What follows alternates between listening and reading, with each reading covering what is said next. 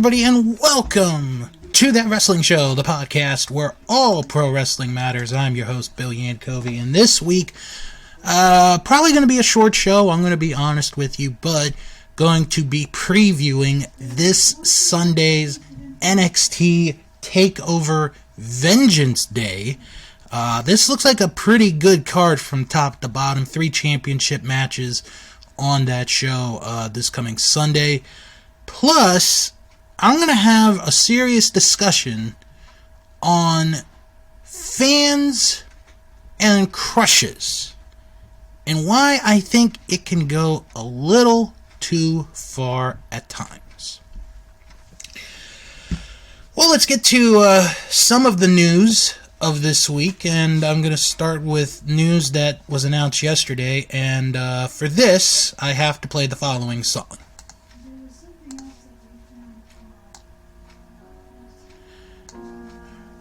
For those of you that are new, whenever I play this song, it usually means that someone that a lot of us think very highly of is either gotten married or has gotten engaged. Well, I'm here to report that me and him is engaged. She and Keith Lee are gonna get married. And the worst part about it is, I had a chance to interview her. I had a chance. But Jim Boy Star wanted to do it because she was a fan of The Walking Dead. So they had this kind of conversation. Okay. Get it together, Bill. Get it together.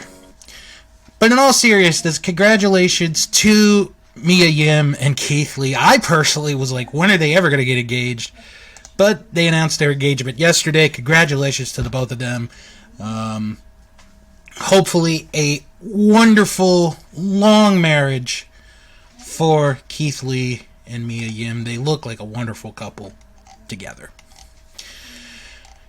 Okay, Braun Strowman.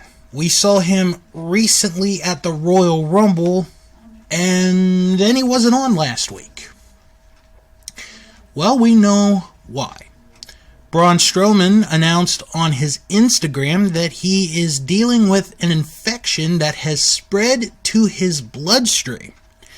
He posted several videos noting that he had contracted the infection over the weekend, this past weekend, and is currently going IV treatment to eradicate it so he can return to action. Strowman said that he has lost 15 pounds over a matter of days and feels as if he's gained 50 pounds of water weight in his joints, but the antibiotics are working. This is a very serious thing. Any kind of infection is a serious thing, especially into the bloodstream. It's a good thing they got it right away. Hopefully Braun will take it easy for a little bit, and we'll see him real soon once he is healthy, once he is 100%. Other news, the reboot of Wipeout, hosted by John Cena, has an official date for when it will premiere. So everyone, get your calendars, get your paper, pencils ready. Gonna want to mark the date down. It will be Thursday, April the 1st. That's right. April Fool's Day will be the premiere of Wipeout, hosted by John Cena. It will also feature comedian Nicole Byer and model Camille Kostick serving as host and in the field, respectively. The original series of Wipeout, which was on ABC, had a very good run. It went from 2008 to 2014, spawned a couple of video games and games on your phones. It's currently on reruns. I know it's on syndication reruns, and I think it's on a couple other channels as well. But this new version of Wipeout will be on TBS. So once again, the date, Thursday, April the 1st, April Fool's Day, the new edition of Wipeout, hosted by John Cena, will be on TBS. Alright, if I didn't talk about the Nia Jax moment this week, I feel that I would be doing a disservice to a lot of people. So for those of you who have been living under a rock, which is not a lot of you, actually, I say our fans are, our group is a very good group. We had a funny moment on Raw Monday night. It was Lana against Nia Jax in a tables match. No, that's not the funny part. During the match, actually closer towards the end of the match, Nia Jax tries for a leg drop on the apron where Lana is. She misses the leg drop. Lana moves out of the way, and you hear her screaming. And she's like, "Ah! Ah!" And then she blurts out of the blue, "My hole!" And then Lana puts her through a table, and Lana wins the tables match. Now I'm gonna be upfront with you guys. I actually missed her saying "my hole." I missed it. I wasn't paying attention to what she said. It wasn't until I got on my phone and then the following day where it became this, big buzz in the internet community of what Nia Jax said. So it was kind of funny in its own way. So it has gotten a little bit of coverage. It's kind of one of those weird things that you can't quite really explain unless you've seen it and you've know of it. So, but hopefully Nia Jax's hole will be okay. Want to talk about some TV real quick, some wrestling TV. Ring of Honor had a really good show this week. Tracy Williams fought the world famous CB, the wrestler formerly known as Cheeseburger. And I gotta say, world famous CB looked really good in the ring against Tracy Williams in that match. And then they had an 8-man tag main event that really was a no contest, so it really didn't go much of anywhere with that. So, but I thought the Williams CB match was a pretty doggone good match. I would, if you haven't seen it, go out of your way. I'm not saying it's a 5-star match or anything, but it's worth a watch. I think CB has improved a lot since I last watched him probably about a year ago before the pandemic. So he looked really good. Really, really good. AEW, that was kind of interesting. That street fight main event was good. Kenta and Jon Moxley, they're going to face off in a couple of weeks for the IWGP US title. That's going to be a fun match there. And then with Kenny Omega, because now we're building towards the Revolution pay-per-view, which is March the 7th. And as of right now, there is no named challenger for the AEW World title. It's going to be very interesting to see what they do, where they go with how they decide if Kenny Omega is going to defend the title or not on that pay-per-view. I mean, there's a possibility that he might not defend the title on the pay-per-view. It is a good possibility, so have to wait and see.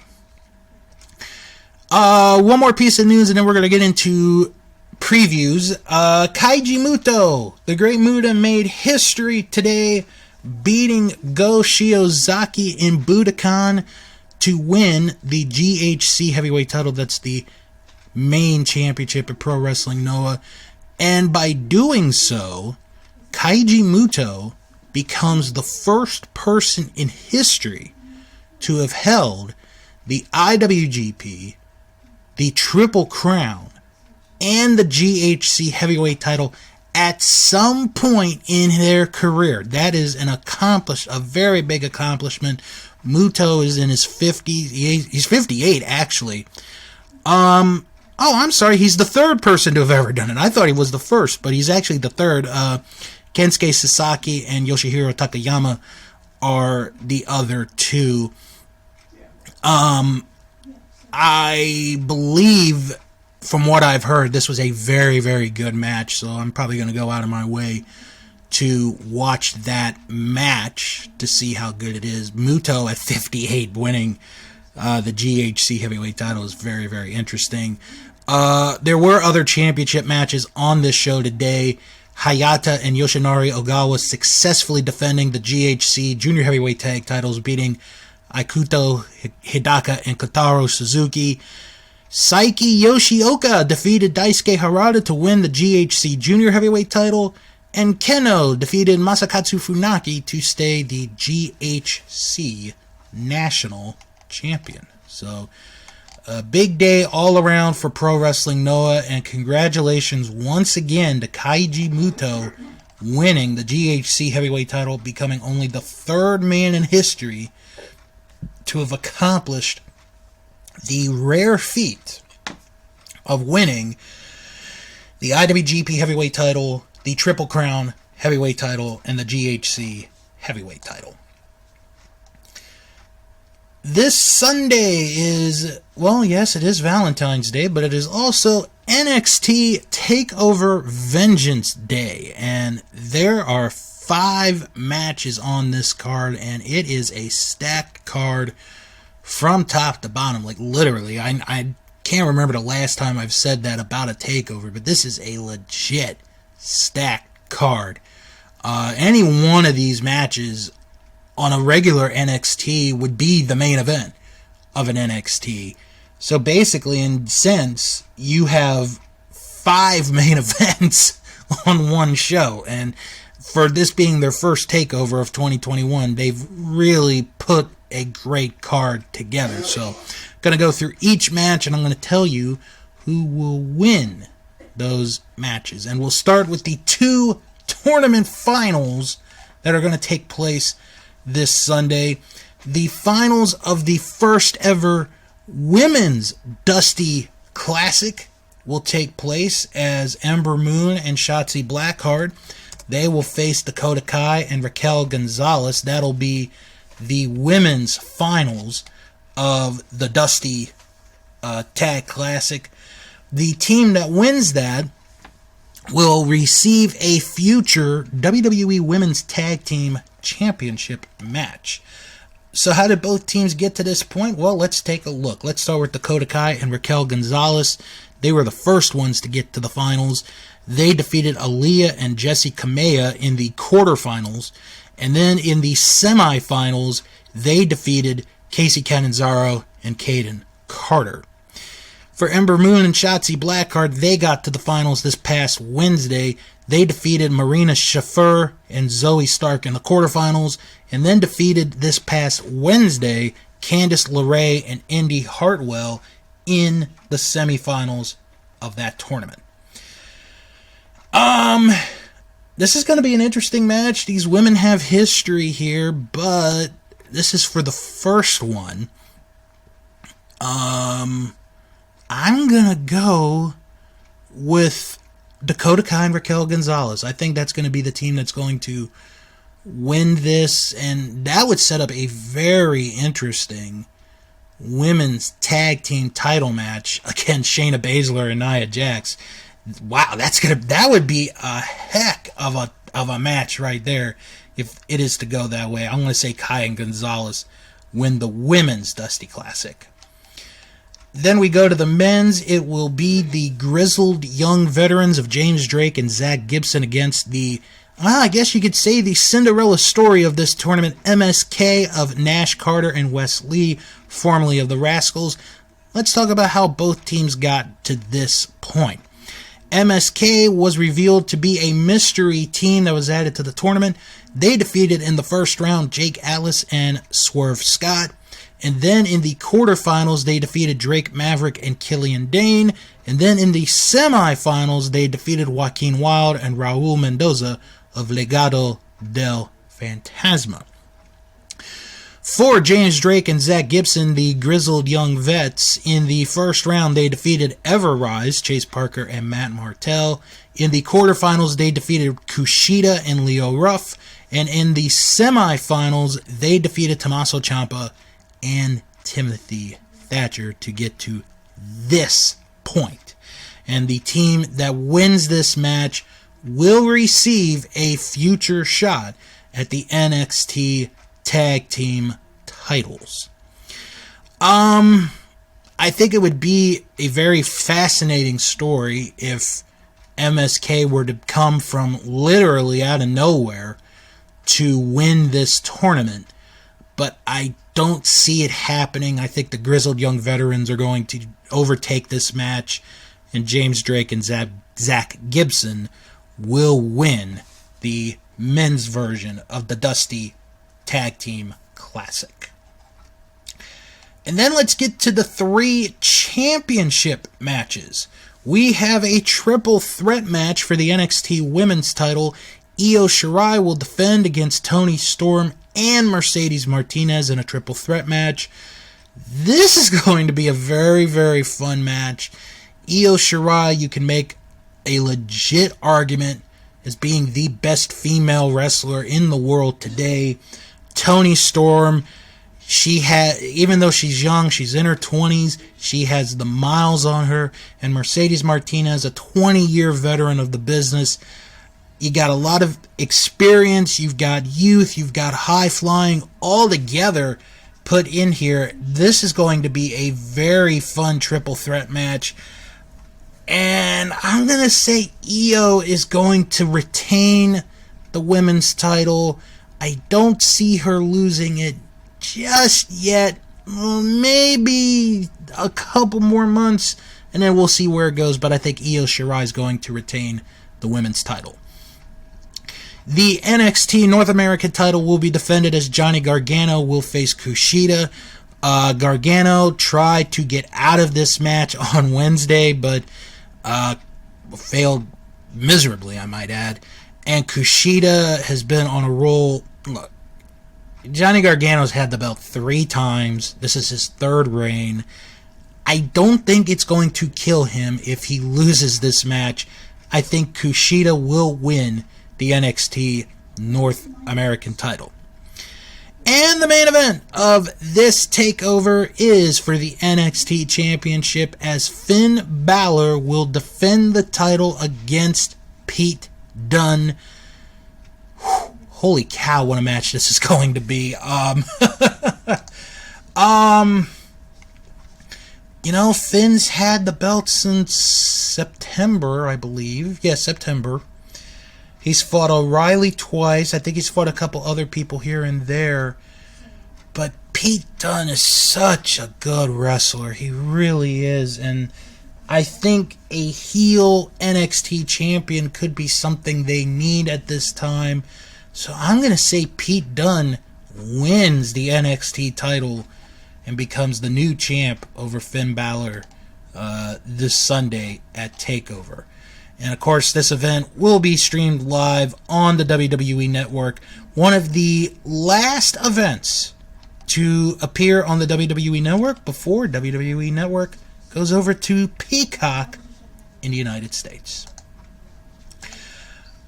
Okay, I want to take this time to talk about something very serious. And the reason I'm bringing this up is because I actually followed this story throughout the week, and this is in a way a cautionary story of what fame can get you. And this story happened on Twitter. And, you know, one of the things with social media, if you use it the right way, is that you can interact with wrestlers, interact with celebrities, athletes, whatever. And, you know, who knows? Maybe they'll get to answer your question. This person, and I'm using that very, very loosely, is an Alexa Bliss fan. And I understand, you know, there are people that think Alexa Bliss is a very beautiful woman. I'm not saying that she isn't, but there are a lot of people who think she's very attractive. Well, this one fan, and I'm only going to refer to his Twitter account name, Albert Little 666. Well, he started to post stuff on Twitter that, number one, was false, and number two, would threaten the life of Alexa Bliss, basically. So, Albert Little 666 goes on to Twitter and talks about how Alexa Bliss is his wife, and that her fiance, who is the musician, whose name I cannot remember, because, you know, I have such a wonderful memory. Ryan Cabrera, that's his name, Ryan Cabrera. So, he says that Cabrera has stolen her from him, and that he was going to Orlando to get, you know, Alexa back. And he goes on this tirade for the entire week of, I'm going to go to Orlando, I am going to find you, I'm going to kill your, you know, so-called fiance. It's a scary thing. And there were many, many, many people who were adding the Orlando police on Twitter, put up, you know, tag the FBI on Twitter. I think there were a lot of people that actually called the Orlando police and were like, hey, you got a problem here. And I will be honest with you folks, I reported this person's account to Twitter twice this week. And I did it because, crap, I don't want to see anybody die. You know, I'm not saying I have a crush on Alexa Bliss, but my God, you know, this is a person who, you know, is like, ugh. So, it ended up yesterday that this person's account, again, I use that term person very loosely, is banned. No longer on the Twitter. As far as what will happen if Orlando police and the FBI are going to get involved, that remains to be seen. But this, I do want to talk about this, because we have celebrity crushes. I have celebrity crushes as well. Drew Barrymore, Stacy Keibler, at one point Katy Perry, but she got kind of a little too weird for me, so I kind of moved on from her. Asuka, those are like the three main ones: Drew Barrymore, Stacy Keibler, and Asuka. But even though I might have a celebrity crush on these people, it doesn't give you the right to just go on to social media, go on to Twitter and be like, hey, I'm going to come to your house, I'm going to take out so-and-so, and I'm going to bring you back home, and we're going to get married, and we're going to have one, blah, blah, blah, blah, blah. There is a certain limit. There's a boundary that we all have to follow as human beings. There's a thing called privacy that a lot of people don't seem to remember anymore. You have to respect the privacy of any and all individual. No matter how good of a person they are, no matter how bad of a person they are, we have to respect their privacy. There's a difference here between having a crush and an obsession. The obsession is where this is going into. And a perfect example of that is the guy that shot John Lennon. He had an obsession. He was a fan of John Lennon. He had an obsession. And he ended up shooting him. A lot of wrestling fans got together, probably without knowing each other, and were like, we're not going to let this happen. We cannot. There's no way. This is a person, just a person in general, whose life is at risk by some freak. And because of the many people on Twitter, this, again, I say it loosely, this person is no longer on Twitter. Hopefully it is the end of this story. But I'm afraid it is not going to be the end of the story. I am afraid we're going to get more of this in the very near future. And, this is where, and I can see at times, my dad's argument of how social media can be bad. This story is a perfect example of how social media can be bad.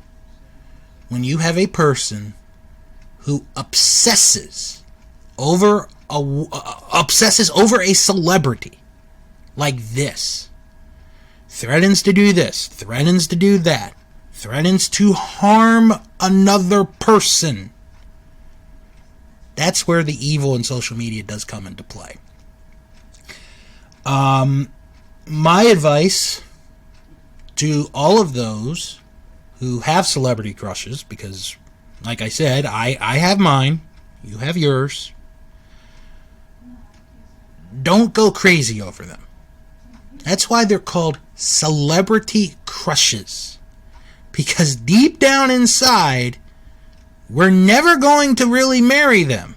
Unless you are Nick Cannon and you somehow manage to marry Mariah Carey and then end up getting her pregnant with twins. So but there's the thing. Nick Cannon was not obsessed with Mariah Carey. He had a crush on her. He managed to end up marrying her because he became a celebrity and they happened to get together. This person's not a celebrity at all. And that's why we haven't seen Alexa Bliss. We didn't see Alexa Bliss on Raw this week.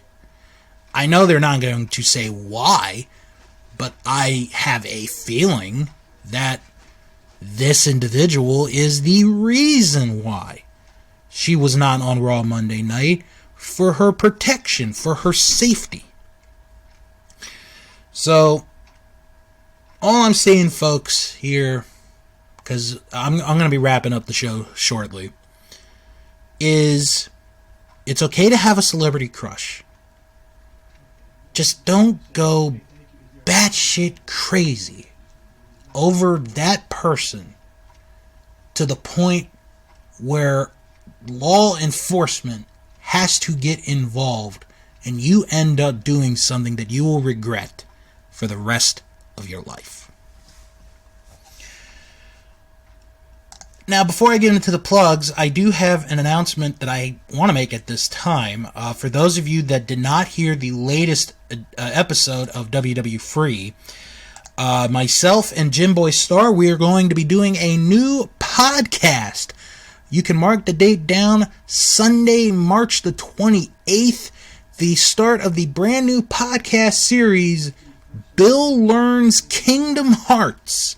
It is a podcast where I watch 30 minutes of Kingdom Heart the video game Kingdom Hearts, and I have a discussion with Jim Boy Star on what I saw in that 30 minutes, what I liked, what I didn't like, and it's a family-friendly show. I think you guys are going to really like this podcast. You're going to get to see a different, you're going to get to, well, not see, but hear, you're going to get to hear a different side of me.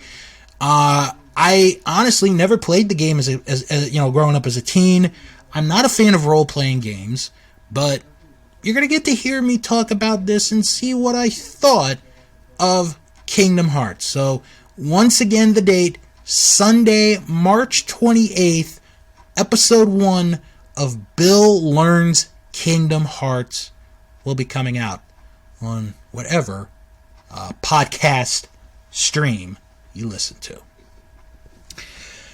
So, on that note, that's going to wrap it up for this week, so let's get into the plugs. If you have any questions or comments, send an email, wrestlingman@thatwrestlingshow.com. Follow the show on Twitter @WrestlingShow11. Follow us on Instagram @ThatWrestlingShow. Join the Facebook group. It is That Wrestling Show fan group, and once you add yourself, you could join the group. We are almost at 500 members. We are very close to the 500 mark. We just need to nudge that number over, and then we'll be at 500. I put the link in the description of each and every episode, so if you can't find it in Facebook, the link is right there. You can copy and paste. And if you like what you heard here, check out our Patreon page, patreon.com/thatwrestlingshow. To hear some extra content, including the brand new monthly series, That Wrestling Show After Dark, with myself and Fro, where we meet up once a month to talk, non-wrestling related topics. There may be a sprinkle or two of wrestling, but you're going to get mostly non-wrestling related topics. Alright, now, let's talk about not only friends of the podcast, but also podcasts that you should check out. Check out Our Vantage Point, the Retro Wrestling Podcast with Joe Murata and Michael Quinn. This week, they're on a little bit of a break, so this week they do a live review via, audio and tape of WWF Primetime Wrestling from January 16th, 1989. This is the famous Bobby Heenan Red Rooster a tent of peace held by Gorilla Monsoon, and the key word being attempt. Now also, and this came out within the last week, ladies and gentlemen, this is the only podcast that I will plug their Patreon for. The only podcast. If you sign up for their top tier, which is $5, you can get, right now, their review of WrestleMania 8. A hell of a review. I finished listening to it last night. You should check it out. Our Vantage Point, the Retro Wrestling Podcast. Also, check out Greetings from Allentown with Peter Winston. He watches one episode of wrestling each week in his own unique way. This week, he reviews an episode of NWA Worldwide from March 24th, 1990, with a match between Beautiful Bobby and Flying Brian. And also, don't forget his side show, GFA Live, with him and Keithy Langston, as they watch, something different every week. Recently, they came out with an episode of WWF Superstars from January 7th, 1995, the debut of Mantar. Oh boy, I bet that's going to be a fun one to check out. That is Greetings from Allentown. Also, check out Juice Pro Wrestling, where this week, David C. Russell from the Deathmatch Russell podcast joins to discuss Deathmatch Wrestling podcasting, Game Changer Wrestling, and much more. That is on Juice Pro Wrestling. And check out the 24-inch podcast with Steve Bennett and Dave Rollins, as they do an entire podcast dedicated to their favorite wrestler of all time, Hulk Hogan. This time around, they discuss the war to settle the score with Rowdy Piper. And I do want to mention, to find this podcast, you have to type in the Sportscasters, and that's where you're going to find this podcast. It is the 24-inch podcast on the Sportscasters. Now, if you're looking for non-wrestling related podcasts, check out these podcasts. Check out the Best Pick Movie podcast with Tom, John, and Jess. 3 lovers of movies. 3 actors, people that love to perform. They watch each and every Academy Award-winning Best Picture winner in no particular order, and they are getting close to the end. This week, they discuss the Best Picture winner of 2004, $1 Million Baby. That is this week on the Best Pick Movie podcast. Also, check out Last Stop Penn Station as we look into the life of Carrie Silken. This week, it is part 1 of Carrie Silken talking about Hoboken. So if you live in Hoboken, you might want to check this out. It is this week on Last Stop Penn Station. Check out also the Castle Vault, which is a chronological deep dive of Disney animated films powered by Disney+. This week, they discuss the 2001 Pixar movie Monsters, Inc. This week on the Castle Vault. And on Dave and Ethan's 2000-inch Weird Al podcast, it is part 2 of their interview with legendary guitarist and record producer Richard Bennett, who, besides recording with Weird Al, has performed with Neil Diamond, has toured with Mark Knopfler of Dire Straits, and much, much more this week on Dave and Ethan's 2000-inch Weird Al podcast. Also, check out Sharks Pond, a South Park podcast where I review and discuss each and every South Park episode. This week, I discuss the Season 11 episode, Yikes! That is this week on Sharks Pond, a South Park podcast. And finally, this coming Sunday, it is a brand new episode of Eliminated, a Royal Rumble podcast, where this time around, myself and Jim Boy Star, we have another watch along. We watched the New York Rumble, which took place in 1994, just a few days before the 1994 Royal Rumble event. That is this weekend on Eliminated, a Royal Rumble podcast. Alright, next week on the show, going to review NXT Takeover, going to preview the Elimination Chamber pay-per-view, and much, much more. On that note, everybody have a good, safe weekend. No matter where you are, no matter what you're doing, have fun, be safe, and come back here next week for another episode of That Wrestling Show, the podcast where all pro wrestling matters. And as always, my hole!